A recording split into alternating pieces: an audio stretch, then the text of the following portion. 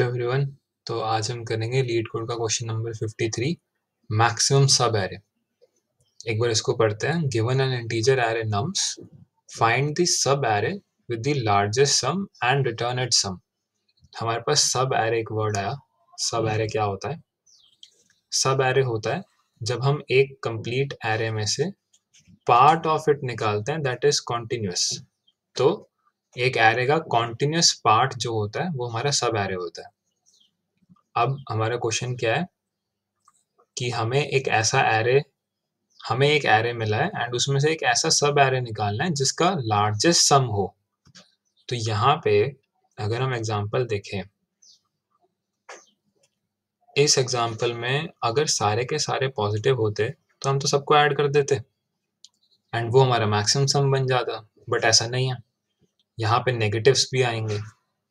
तो अगर यहाँ पे नेगेटिव्स भी आ रहे हैं, इसको एक बार लिख लेते हैं।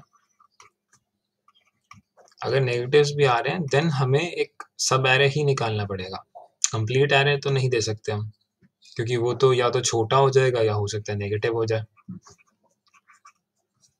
तो इस केस में अब अगर हमें यहाँ पे निकालना है then what will be the brute force solution?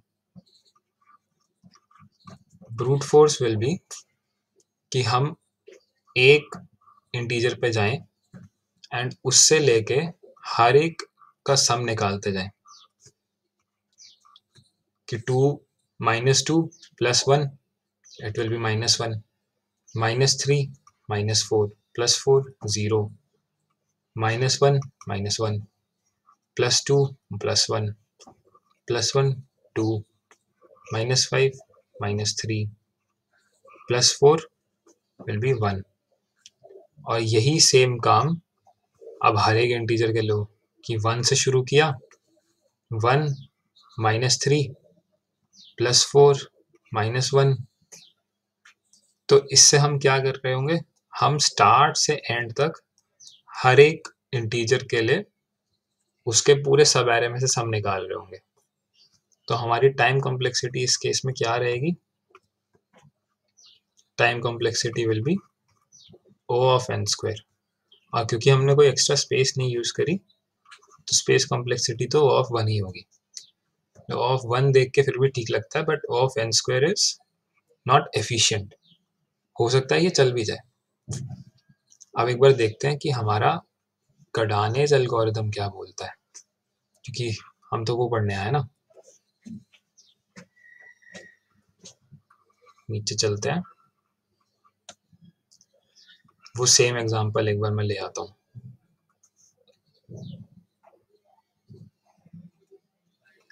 -2 1 -3 4 -1 2 1 -5 and 4। अब नीचे चलते हैं। सो यहाँ पे अगर आप देखो, अब हम कार्डानेज एल्गोरिथम में सबसे पहले क्या करते हैं, हम दो वेरिएबल बनाते हैं। एक तो होता है हमारा सम विच मीन्स करंट सम, एक होता है हमारा मैक्स सम विच इज अभी तक का मैक्सिमम सम क्या रहा है। आप जरा एरे पे ट्रैवर्स करके देखते हैं। जब i -2 पे होगा तो हमारा सम क्या है? -2। तो हमारा मैक्सिमम सम क्या हुआ? -2। लेकिन -2 के बाद हम इसको और नेगेटिव नहीं जाने देंगे। जब एक बार ये -2 हो गया तो अब हम मान लेंगे सम को 0 नेक्स्ट आइटरेशन के लिए। क्यों? क्योंकि अगर -2 में हमने +1 भी ऐड किया then it will be -1, +1 add किया देन इट विल बी -1।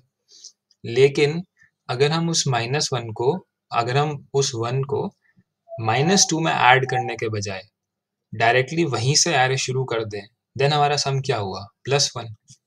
तो हमें +1 लेना चाहिए ना। लेकिन अगर ऐसा कोई एरे आ जाता है जिसमें सिर्फ नेगेटिव्स हैं, उसके लिए हमने कंसिडर किया कि ठीक है -2 भी एक केस हो सकता है। तो अब एक बार आगे चल के देखते हैं।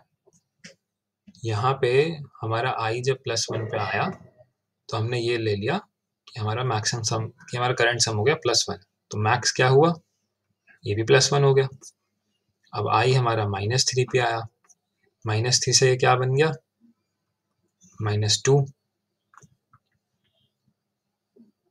राइट। 1 - 3 -2। तो अब हम फिर से इसको क्या करेंगे, हम इसको 0 कर देंगे, i फिर से आगे जाएगा। अभी हो गया, क्या हो गया, +4, यहाँ पे 4, हमारा मैक्सिमम क्या हो गया, 4 हो गया। अब i इधर गया, 4 - 1 3, हमारा सम माइनस नहीं हुआ है, हमें सिर्फ एक माइनस इंटीजर मिला है, हमारा मैक्सिमम वही रहेगा and sum will be 3। i 2 पे आया, 3 से क्या हो गया, 5, हमारा मैक्सिमम क्या हुआ, 5। i एक पॉइंट और आगे आया, हमारा 5 से क्या हो गया, 6, तो मैक्सिमम सम क्या हो गया, 6। अब i हमारा एक और बार आगे गया, हमारा 6 से क्या हो गया, 1, मैक्सिमम सम नॉट चेंज्ड। अब i एक और आगे गया, वो 4 पे चला गया, 1 से क्या हो गया, 5, एंड मैक्सिमम सम है स्टिल 6। तो हमारा मैक्सिमम या फिर आंसर आया 6। तो आपको समझ आया, हम जब नेगेटिव ले रहे हैं तो सिर्फ उस नेगेटिव को कंसिडर कर रहे हैं कि अगर उसके बाद हमें उससे बड़ा मिल गया कुछ, then it will be maximum.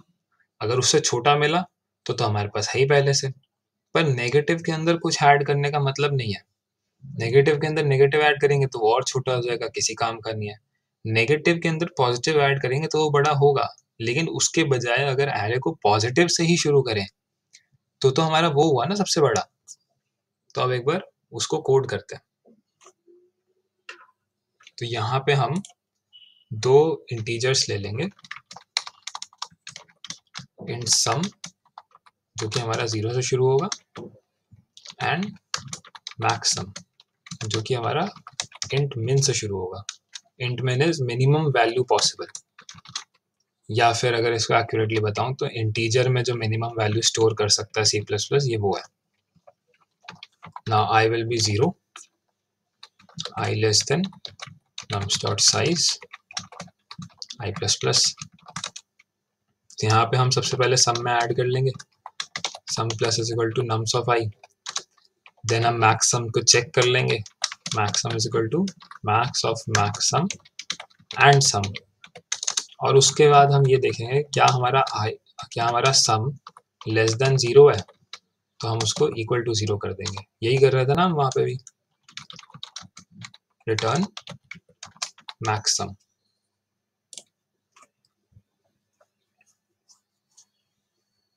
Okay, semicolon रह गया, वेरी कॉमन मिस्टेक।